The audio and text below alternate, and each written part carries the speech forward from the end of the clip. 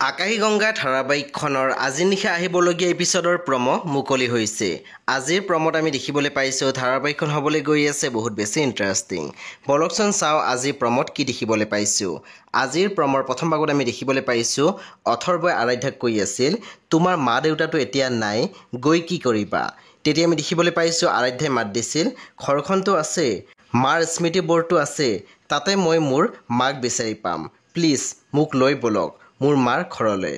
তাৰপিছত আমি প্ৰম'ত দেখিবলৈ পাইছোঁ ৰঘুনাথ চহৰে কিবা ক'ব ধৰোঁতে নিধিয়ে আৰাধ্যাক কৈছে, ব'লা আমি ওপৰলৈ যাওঁ আহা। তেতিয়া আমি দেখিবলৈ পাইছোঁ নিধিয়ে আৰাধ্যাক ধৰি ওপৰলৈ লৈ গৈছে আৰু ৰঘুনাথ চহৰে চাই আছিলে।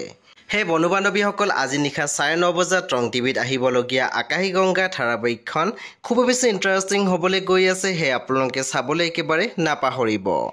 পৰৱৰ্তী আপডেটৰ বাবে আপোনালোকে মোৰ চেনেলটো ছাবস্ক্ৰাইব কৰি কাষত থকা বেল আইকনত টিপি দিবলৈ একেবাৰে নাপাহৰিব। আৰু প্লিজ আপোনালোকে মোৰ ভিডিঅ' এটা লাইক কৰি দিব।